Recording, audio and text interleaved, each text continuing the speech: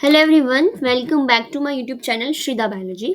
आज की इस वाली वीडियो में हम देखने वाले हैं रोलिंग सर्कल रेप्लिकेशन, राइट। कैसे वो प्रोकैरियोट्स में रोलिंग सर्कल रेप्लिकेशन मैकेनिज्म होती है। Although there is a theta model also, we will discuss it in our next video, right? So आज जो बेसिकली हम देखेंगे that is your rolling circle replication, ठीक है। इसमें बहुत सारे बच्चों को डाउट आता है कि रोलिंग सर्कल रेप्लिकेशन एक्चुअली में है क्या, है ना। क्या कुछ उसमें होता है, देखो। सबसे पहले ये मैंने वैसे एक एनिमेशन लगाया था क्योंकि अब ये पीपीटी के फॉर्म में है तो वो प्रेजेंट नहीं हो रहा है, ठीक है। छोड़ो, तो अब इधर देखो, सबसे पहले रोलिंग सर्कल रेप्लिकेशन, आप उसको मैं थोड़ा इधर बता देती हूँ, ठीक है, स्पेस लेके। देखो, रोलिंग सर्कल रेप्लिकेशन जो होता है, इधर ही बता देती हूँ। ये जो होता है वो किन के अंदर होता है, ऑफ कोर्स इन प्रोकैरियोट्स, ठीक है। प्रोकैरियोट्स के अंदर rolling circle replications you can see. अब रोलिंग सर्कल रेप्लिकेशन मतलब से समझ क्या आ रहा है, इसका मतलब देखो, रेप्लिकेशन से पता लग रहा है कि डीएनए बन रहा है ना। डीएनए से क्या बन रहा है, डीएनए से डीएनए की फॉर्मेशन हो रही है। But what do you mean by rolling circle? Bye using rolling, मतलब कुछ रोलिंग सर्कल टाइप हो रहा होगा ना, रोल हो रहा होगा, तो क्या हो रहा है आपका रोलिंग सर्कल रेप्लिकेशन हो रहा है, ठीक है। वो अब हम इधर देखेंगे, देखो। प्रोकैरियोट्स में क्या होता है, ये ज्यादातर जो रोलिंग सर्कल रेप्लिकेशन प्रोकैरियोट्स में भी आपका जो, देखो, जो लैम्डा फाज होता है वो भी अपने डीएनए को रेप्लिकेट करता है बाय रोलिंग सर्कल रेप्लिकेशन को यूज करके, ठीक है। एंड एफेक्टर, ठीक है, जब कॉन्जुगेशन में जो एफेक्टर्स होते हैं वो मूव करते हैं by using rolling circle replication, ठीक है। And also some viruses, and also some viruses, ठीक है। उनमें सब में रोलिंग सर्कल रेप्लिकेशन होता है, ठीक है। And you can also right extra chromosomal plasmid, extra chromosomal plasmid में भी क्या होता है, एक्स्ट्रा क्रोमोसोमल प्लाज्मिड में भी आपको रोलिंग सर्कल रेप्लिकेशन दिखता है। अब हमने इतना समझ लिया कि इन सबके अंदर रोलिंग सर्कल रेप्लिकेशन होता है, बट एक्चुअल में रोलिंग सर्कल रेप्लिकेशन क्या है वो हम देखेंगे, ठीक है। देखो, इनसे रिलेटेड ना आपके क्वेश्चंस भी आते हैं, ठीक है। जो बच्चे सीयूईटी की प्रिपरेशन कर रहे हैं वो ऐसे पूछ लेते हैं कि लैम्डा फाज में क्या होता है, ठीक है, बैक्टीरिया फाज में, तो उनमें रोलिंग सर्कल रेप्लिकेशन होता है, ठीक है। अब समझ, देखो, रोलिंग सर्कल रेप्लिकेशन आपके 3 स्टेप्स में होता है। Elongation, basically initiation, elongation and termination, ठीक है। सबसे पहले इधर देखिए, आपके पास ना एक क्या था, आपके पास एक डबल सर्कुलर स्ट्रैंड आप बोल सकते हो, क्या है ये आपका, बेसिकली आपका डीएनए है। क्लोज सर्कुलर डबल स्टैंडर्ड, देखो डबल स्टैंडर्ड है, ठीक है। एंड ऑल्सो क्लोज है, यानी प्लाज्मा टाइप लग रहा है ना देखने में। अब उसमें क्या होता है, सबसे पहले क्या क्रिएट किए जाते हैं, निक क्रिएट किए जाते हैं, ठीक है, निक। अब निक, निक क्या होता है, बेसिकली तोड़ देना। बेसिकली क्या कर देना, तोड़ देना, ठीक है। अब जस्ट 1 मिनट, ठीक है। तो यहाँ से सॉरी, यहाँ से क्या हो गया, निक क्रिएट करा दिया। अब निक यहाँ से जब हट जाएगा तो यहाँ पे कौन सा स्टैंड आ जाएगा, that is 3' and that is your 5'। Am I right? देखो, ये लिखते जाओ साथ साथ, ठीक है। एंड नेक्स्ट स्टेप देखो, अब यहाँ पर क्योंकि निक क्रिएट हो गया है, क्योंकि यहाँ पर निक क्रिएट हो गया है, यहाँ से मैं इसको 1 मिनट थोड़ा मैं से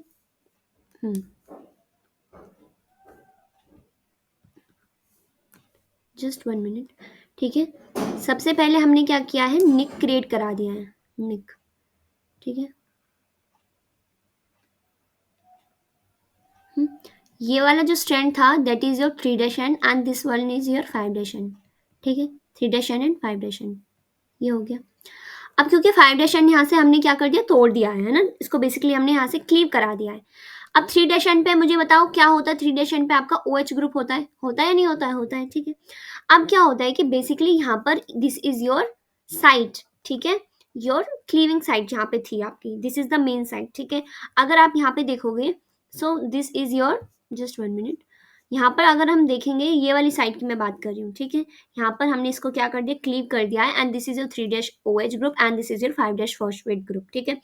फॉस्फेट ग्रुप आ गया, ठीक है। अब हम देखते हैं इधर 3', देखो इसको डायग्राम को अच्छे से समझ लेना, ठीक है, वरना थ्योरी तो हम खुद से, आप खुद से भी पढ़ोगे तो भी समझ आ जाएगा, बट जो डायग्राम का मेन कॉन्सेप्ट है वो हमें समझ आना चाहिए, ठीक है। तो 3' OH ग्रुप जो एंड है वो मिल गया, एंड 5' एंड पे आपका फॉस्फेट ग्रुप होता है, वो भी मिल गया। अब क्या होता है, अब क्योंकि निक क्रिएट करा दिया है तो अब यहाँ पे कौन आएगी, अब आपकी यहाँ पर बेसिकली देखो, ये वाला जो यहाँ पे मेरा ब्रेक था, अब सोचो मैंने इसको 5 डैश वाला एंड अब यहाँ से इस तरह से निकल रहा है ना, ये वाला 5 डैश वाला ये, और ये आ गया आपका इधर। जैसे जैसे आप इस वाले को क्या कर रहे हो, देखो बाहर वाले को क्या कर रहे हैं हम, खींच रहे हैं ना, बाहर की तरफ ले रहे हैं।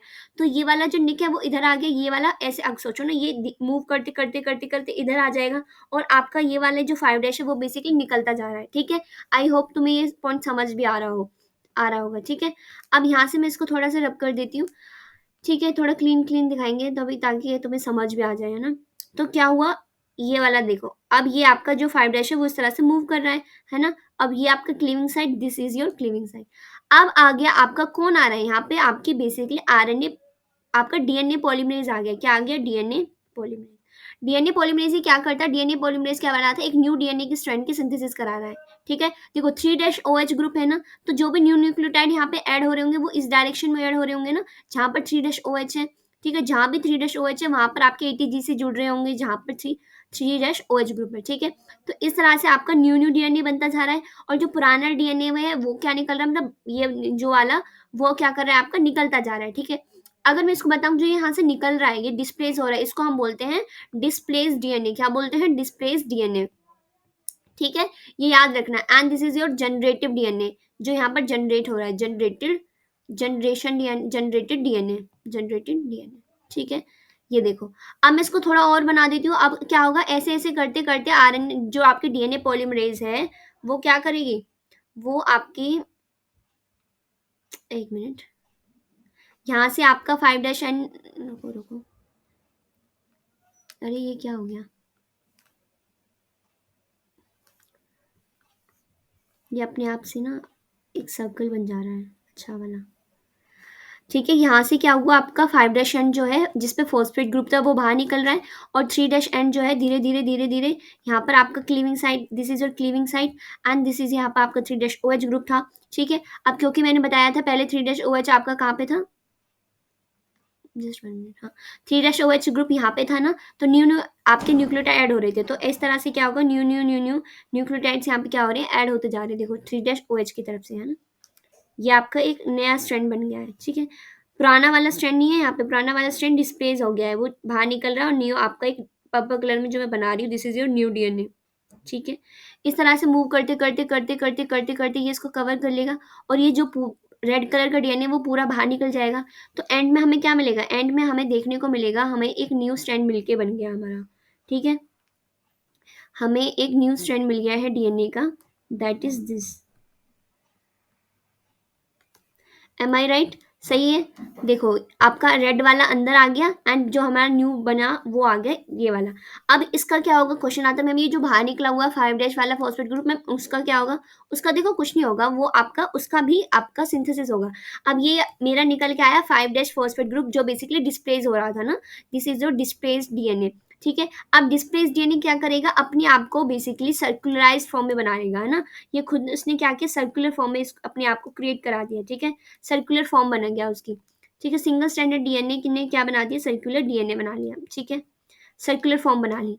अब क्योंकि सर्कुलर फॉर्म बना दिया, अब इसमें भी क्या होगा, बेसिकली आपकी क्लीविंग होगी, क्लीविंग से 3 डैश एंड जनरेट होगा, and 5 dash phosphate group generate होगा, 3 डैश पे OH आएगा, और जैसे जैसे OH आएगा वैसे वैसे क्या होगा, अब यहाँ पर आपका एक और आपका क्या हो जाएगा, न्यू डीएनए की सिंथेसिस हो जाएगी। ठीक है, तो यहाँ पे हमें 2 डीएनए मिल गए। ठीक है, पहला तो ये मिल गया। ठीक है, एंड सेकंड इज दिस। कैसा हुआ इसमें, देखो सबसे पहले हमारे पास सिर्फ एक डीएनए था, एक प्लाज्मिड था लेट से। ठीक है, प्लाज्मिड डबल सर्कुलर जो होता है ना, क्लोज्ड प्लाज्मिड।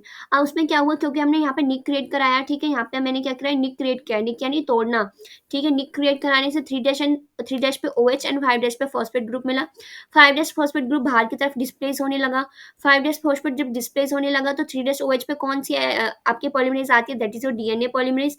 डीएनए पॉलीमरेज ने न्यूक्लियोटाइड्स को क्या कर दिया, ऐड करना स्टार्ट कर दिया इन 3 डैश OH डायरेक्शन। देखो 3 डैश OH की डायरेक्शंस में ही न्यू न्यूक्लियोटाइड्स जो है ऐड होते हैं, राइट, ऑलवेज रिमेंबर।